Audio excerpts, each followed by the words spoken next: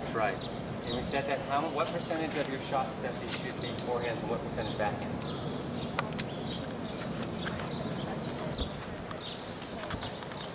That's right. 75% forehands and 25% backhands. Why 75% forehands?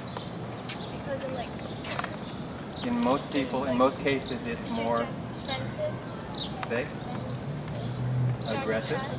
Yes, it is more aggressive in most cases. Okay, now the 75-25 also is this. So from here, you're 25% forward, you're 75% forward. So I'm trying to play my forehand all the way around to this position right here. So I'm going to be running around a lot of balls so I can play more aggressive on the shot. What I don't want to do is play these shots neutral or defensive when I can hit offensive on this side. Okay, so you guys need to write that down if you don't have that down. And then the other thing we worked on was what? We worked on hitting on the rise. And what do we say about that? Okay, the technique for hitting on the rise is what? Half backswing, lower my center up, and timing, finish. Just got to go straight out. Okay, but then we said, what was the most important thing we worked on last week? Last Monday, I mean. You said that every time the ball does what? Say it louder. Or goes. You just gave your opponent twice as much time. So I want you to write that down. Every time the ball goes to its peak or goes down, you just gave your opponent twice as much time. So what we worked on the other day was coming in, not waiting for these balls to get, especially the soft balls, waiting for them to get up to their peak and then dropping down here before I hit them, but getting in on the ball and taking the ball on the rise before the ball gets to its peak. And where's the ideal contact point for that? Below the chin, right below the chin, right here above net level, and down into the court. Okay, so we need to write all that down. Did you guys write down if the ball reaches its peak or goes down, you give your opponent twice as much time? Got that? Okay. And did you write down that you have to get to the ball before it reaches its peak, especially on the softball, and hit it right below the chin? Okay. So, today, let's see, 1, 2, 3, 4, 5, 6, 7, 8, 9. We're going to have one pair play a couple games on that court, and then they'll rotate in over here to the game court. So you'll rotate out, you rotate in, and let's see. You're number 1, you're number 2, Jake, 3, 4, 5, 6, 7, 8, 9. Everybody got their number? Okay, any questions about the 75-25 rule for hitting on the rise?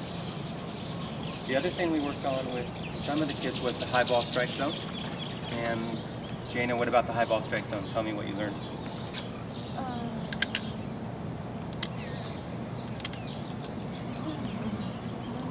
What's the technique for the high ball strike zone? Did you write it down?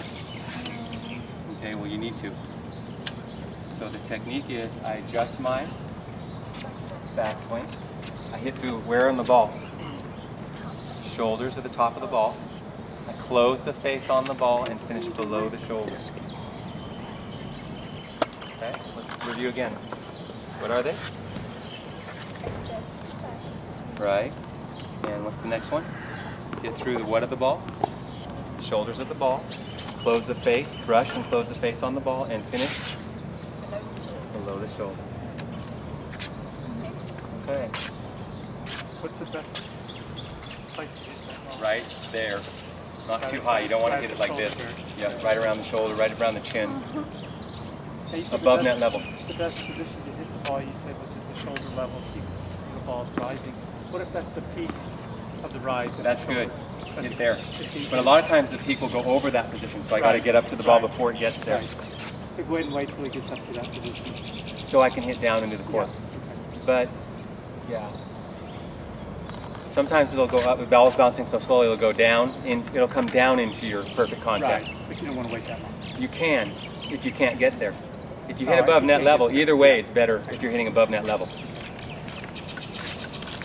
Okay, any questions on any of the things that we did last week? And what did you learn on your serve last week, Jay? Anything? To make it closer. Yes. And what about your serve, Jana? Start with your racket face up. Exactly. And come to this position instead of this. And what did you learn last week, Sarah? What did you write down? Oh, that's right. What did you learn the week? What did you write down anyway before that? What's your last entry? What's the last thing you wrote in your book from Coach Grant? I'll let you think about that. Sarah, on your backhand, Sarah, your racket's here, and I want all of us to pull the racket back until the arm's straight, and when the arm goes straight, these muscles are going to load, and then these back muscles are going to load. So I'm going to pull the racket back, but if I'm in here, then none of the muscles load, and I don't have enough backswing to create the power I want, or offensiveness on the backhand. So Sarah, you want to write that down in your journal? You want to pull the racket. Now watch my left hand, you guys. I'm going to do it towards you. I'm taking the left hand, I'm pulling with this hand back to get my body, my upper body loaded. So now I have all this energy stored in my arm and my back. Now I've got energy stored, and then I'm energy releasing that into the ball. And a longer backswing means more power. A shorter backswing means less power. And a shorter backswing with no loaded muscles means even less power. Okay, so the things I want you to be working on, Sarah, is that 75-25 rule and the pulling that racket all the way back in your backhand. Okay, sweetie? All right, so let's get the balls up. We're going to game out. We're not going to do what we did last week today, or Monday today. Maybe we'll pick it up on Friday when we don't have so many people here in class. Today we're just going to have a game day. Game, match day, sort of.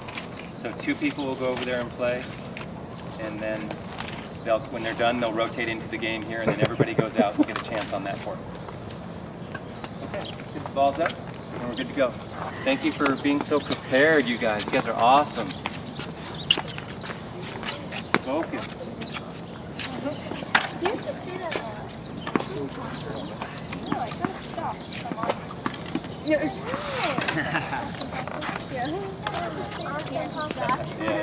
What's up, possum?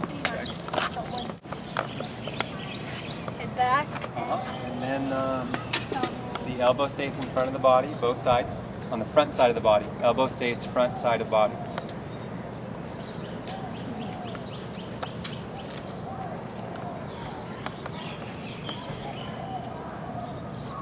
And above, head back, wide stance.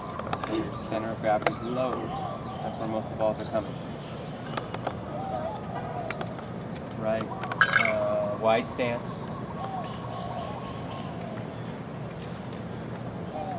And continental grip. Remember the fingers spread out in the continental, not bunched together at the bottom of the racket. Okay. Good job today, guys. We need a lot more of those drills. We need to do a lot of volley, volley, volley, endless volley drills.